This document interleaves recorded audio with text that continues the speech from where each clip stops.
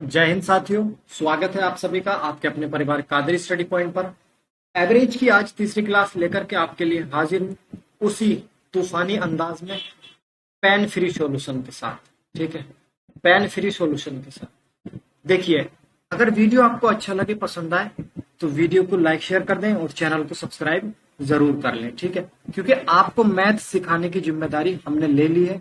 आपकी जिम्मेदारी क्या है? आप हमारे चैनल पर जुड़ जाएं अगर आप मैथ सीखना चाहते हैं। आइए शुरू करते हैं और करते हैं पहला सवाल। कहा गया तीन संख्याओं में पहली संख्या दूसरी की दुगनी तथा तीसरी की आधी है।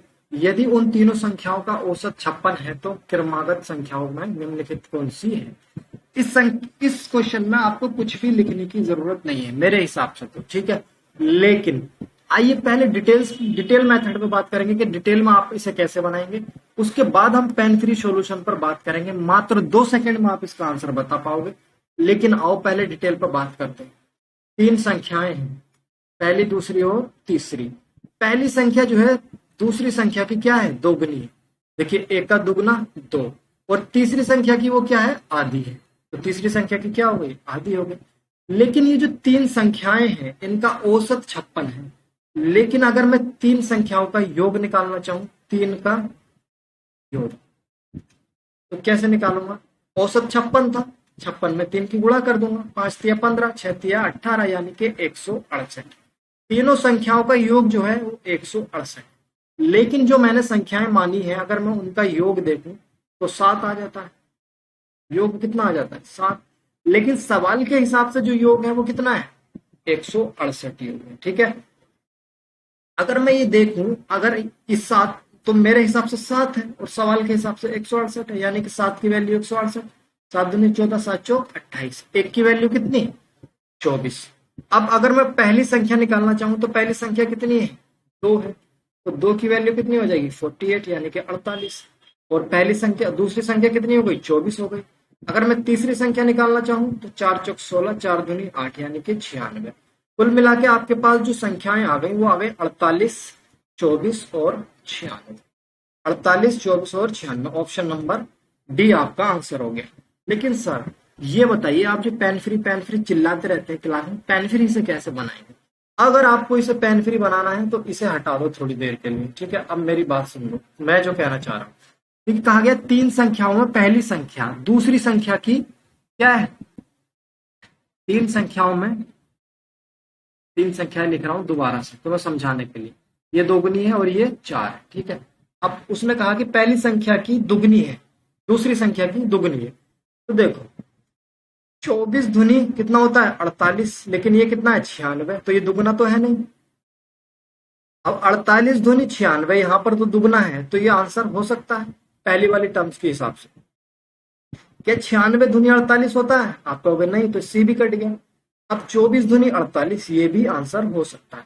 पहली बार जो स्टेटमेंट कहा उसके हिसाब से आपके दो आंसर हो सकते हैं। लेकिन जैसे ही आगे बढ़ोगे, उसने कहा तीसरी संख्या की आधी है, यानी कि जो पहली संख्या है वो तीसरी संख्या की क्या है? आधी है। तो क्या 24 का आधा 12 होता है? क्या यहाँ 12 है? 12 तो नहीं है सर, 96 है, तो ये तो आंसर कट गया।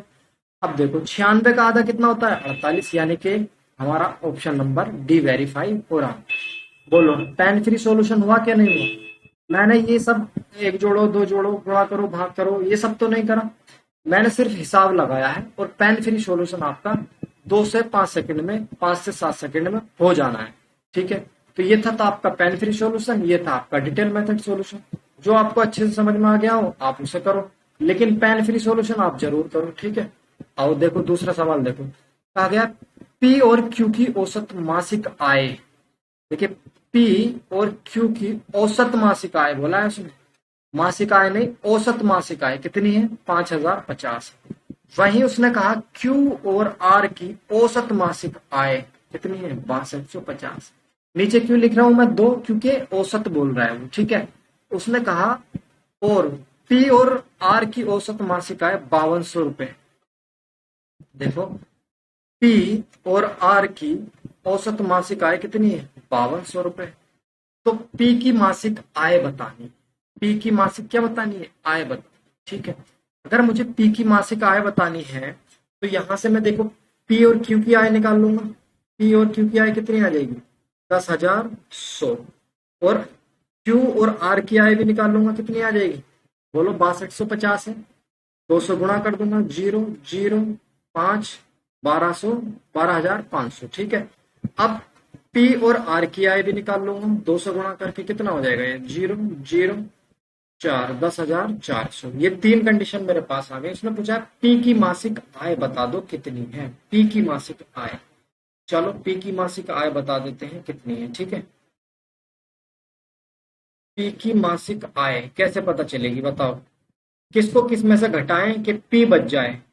हमें पी बचाना है, केवल और केवल पी, है कि नहीं। P R P R P R Q R Q P plus Q R. देख यहाँ क्या है पी प्लस क्यू, यहाँ क्या है पी प्लस आर। समझ रहे हो बात को। अगर मैं इन दोनों को जोड़ दूं तो ये हो जाएगा 2p plus Q plus are, ठीक है। बराबर कितना आ जाएगा 10,100 प्लस 10,400, यानी कि 20,500 इसका टोटल है। लेकिन 2p है ये और ये क्या है क्यू आर की वैल्यू मेरे पास कितनी है 12,500। अगर मैं 2p की वैल्यू निकालना चाहूं तो 20,500 में से 12,500 घटा दूंगा, बोलो।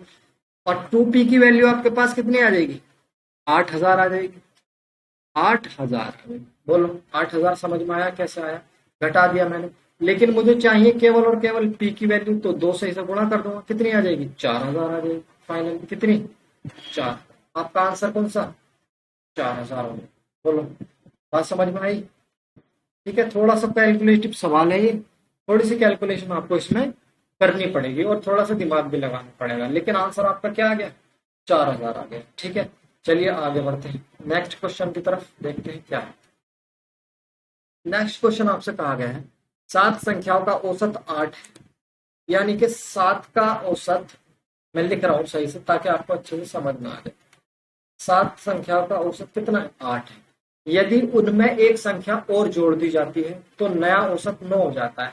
ये तो 7 का औसत था, एक जोड़ दी तो 8 हो जाएंगे। 8 का औसत कितना हो जाएगा, 8 का औसत कितना हो जाएगा 9। एक संख्या जोड़ने से औसत कितना बढ़ गया 1 बढ़ गया, तो वह जोड़ी गई संख्या बतानी है। अब देखो इसमें लॉजिक क्या लगा सकते हो आप, देखिए यहाँ पर जो एवरेज बढ़ रहा है वो 1 बढ़ रहा है। कितना बढ़ रहा है 1, यानी कि जो ये 7 संख्याएं हैं इन 7 संख्याओं में भी 1 बढ़ेगा, यानी कि 7 बढ़ेगा, ठीक है। लेकिन जो नई संख्या शामिल की गई है उसका उसकी वैल्यू कितनी होगी 9 होगी। क्यों, क्योंकि औसत सबका 9 है। शामिल करने के बाद जो पहले की 7 थी प्लस जो नई जोड़ी है उन सब की वैल्यू कितनी हो गई 9 9 हो गई। लेकिन उसने पहले कहा जो पहले वाली 7 है उनकी वैल्यू कितनी थी 8 थी। 8 से जब 9 हो गई ये तो 1 बढ़ गई, यानी कि 7 बढ़ गई और 9, ये तो कितना आ गया आपका सिंपल 16। कितना बढ़ गया 16 हो गया। अच्छा, जिसको ऐसे समझ में नहीं आया, लॉजिक समझ में नहीं आया, वो ऐसे भी कर सकता है। 7 का औसत 8 है तो 7 का योग कितना हो जाएगा 7 अट्ठे 56। 8 का औसत 9 है तो 8 का योग कितना हो जाएगा 8 ने 72। अब इन दोनों को घटाओगे कितना आ जाएगा 16 आ जाएगा, ठीक है। फाइनल जिसको ये समझ में नहीं आया वो ये तरीका अपना सकता है, योग वाला, योग निकाल के घटा सकता है। लेकिन अगर आप लॉजिक को समझ लोगे ना तो आप जो है इसकी जड़ पकड़ लोगे, औसत की जड़ पकड़ लोगे आप, अगर आप लॉजिक को पकड़ लोगे, ठीक है। 2 तरीके हैं, दोनों में से कोई सा भी लगाओ आप, ठीक है। क्वेश्चन का आंसर आना चाहिए बस। नेक्स्ट क्वेश्चन देखो, बहुत ही बढ़िया सवाल है, अच्छे से समझेंगे सब लोग। कहा गया सचिन तेंदुलकर 11 पारियों का एक निश्चित औसत है। औसत कितना है ये नहीं पता, लेकिन है एक निश्चित औसत। उसने 12वीं पारी में 120 रन बनाकर अपने औसत में 5 रन की वृद्धि की, तो उसका नया औसत कितना। 11 पारियों में खेली, उसका कुछ औसत था, पता नहीं कितना था। लेकिन जैसे ही उसने 12वीं पारी खेली, जैसे ही उसने 12वीं पारी खेली है उसने औसत 5 बढ़ा दिया। औसत कितना बढ़ा दिया 5, लेकिन रन कितने मार दिए उसने 120 रन मार। रन 120 और औसत कितना बढ़ गया 5 बढ़ गया। तो एक बात बताओ, जब यहाँ 5 बढ़ रहा है तो यहाँ 11 जो से पहले की जो पारी है उनका भी 5-5 बढ़ेगा।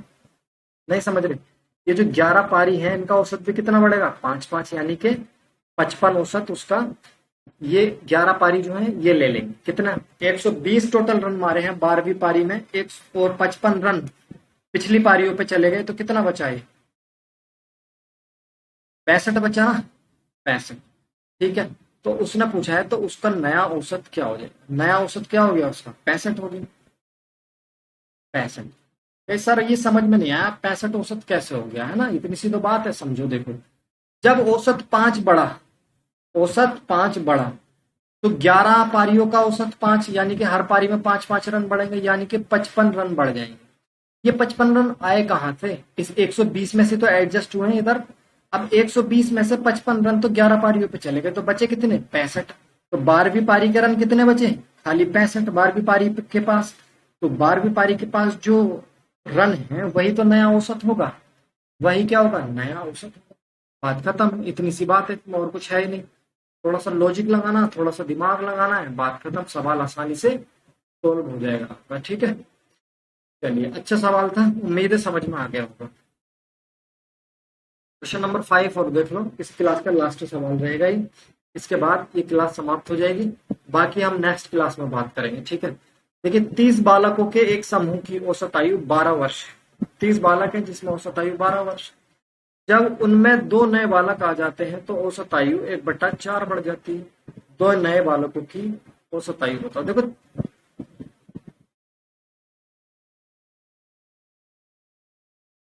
देखो, जब 30 बालक हैं तो उनकी औसत आयु कितनी है? 12 वर्ष। ठीक है, यही तो बोला है इसने। उसने कहा 2 नए बालक आ जाते हैं, तो 30 से कितने बालक हो गए? 32 हो गए। लेकिन औसत आयु कितनी? 1/4 बढ़ जाती है। 12 का 1/4 निकालोगे कितना? 3। अगर 12 वर्ष थी और 3 वर्ष बढ़ गई तो कितना आ जाएगा? 15 वर्ष। बोलो, किसी को कोई दिक्कत होनी नहीं चाहिए। ठीक है, 3 वर्ष बढ़ गई तो हो गई 15। कितनी हुई? 15। उसने कहा है 2 नए बालकों की औसत आयु क्या है? अगर ये 3 बढ़ रही है औसत आयु, तो इन जो ये 30 बच्चे थे इनकी 3-3 बढ़ेगी, 3-3 वर्ष बढ़ेगी, यानी कि 90 वर्ष ही बढ़ जाएगी। प्लस 15 वर्ष ये है एक बंदे की। लेकिन बंदे बंदे कितने थे? 2 आए हैं, 2 बंदे बढ़े हैं, तो 15-15 30, यानी कि 120। जो 2 और नए बालक आए हैं उनकी जो आयु का योग है वो कितना है? 120 है। 120, ठीक है ना? अब 120 है, अब 120 तो उनका योग है। क्या है? योग। अगर हम उनका औसत निकालें तो क्या करेंगे? 2 से भाग कर देंगे, यानी कि कितना आ जाएगा? 60 आ जाएगा। कितना? 60 आ जाएगा। लेकिन 60 तो आपके ऑप्शन में है नहीं दूर दूर तक। तो बस मुझे 1 मिनट का टाइम देंगे, मैं इस क्वेश्चन को चेक कर लेता हूँ, क्योंकि मुझे शक है ये क्वेश्चन गलत है और इसके ऑप्शन भी गलत है। ठीक है, बस 1 मिनट ठहरेंगे, बस 1 मिनट। अभी बताता हूँ ना कहाँ इसमें गलती है।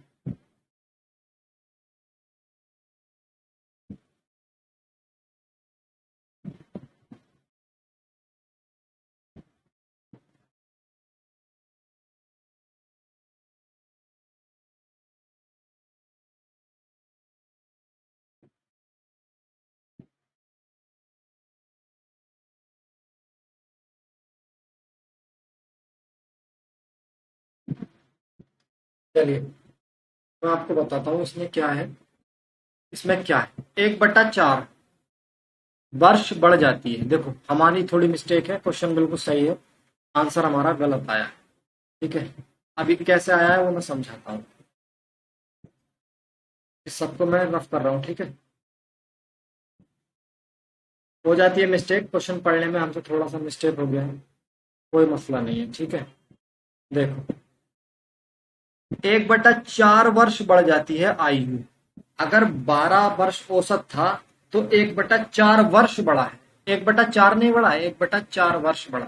तो 12 चौक 48, है ना? या फिर हम इसे सीधा सीधा ऐसे लिख सकते हैं 12.25। अब औसत कितना हो गया? 12.25। समझ में आई ये बात? पहले औसत 12, अब 12.25, यानी कि 1/4 साल क्या हो गया? औसत बढ़ गया।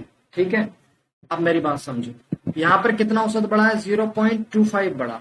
लेकिन यहाँ कितने बच्चे हैं? 30, तो 30 बच्चों का बढ़ेगा, सबका बढ़ेगा जितने भी हैं। मैंने यहाँ से पॉइंट काट दिया और नीचे 100 लगा दिया। अब 25 चौका 100, 2 दूनी 4, 15 दूनी 30, यानी के 7.5 वर्ष। 7.5 वर्ष तो उनका यहाँ पर बढ़ गया, ठीक है। उसके बाद यहाँ पर एक बच्चे की औसत आयु है 12.25, यानी कि दो बच्चों की कितनी हो जाएगी 24.5। कितनी हो जाएगी 24.5, दो बच्चों की आयु। अब इसे जोड़ लो, कितना हो गया ये 25 और 7 32 साल। कितना 32 साल ये हो गया। अब ये क्या है, योग है। दोनों जो नए बच्चे हैं उनकी आयु का योग है 32 साल। हमें बताना क्या है, औसत। तो औसत को निकालने के लिए 2 से डिवाइड कर दें, यानी कि 16 वर्ष, 16 साल। ये आ गया तुम्हारा आंसर, कितना 16 साल, ठीक है। उम्मीद है आपकी क्लास समझ में आ गई होगी और वीडियो अच्छा भी लगा होगा आप सभी को। तो अगर क्लास आपको अच्छा लगा है तो चैनल को सब्सक्राइब कर लो, वीडियो को लाइक शेयर करो। चलो इसी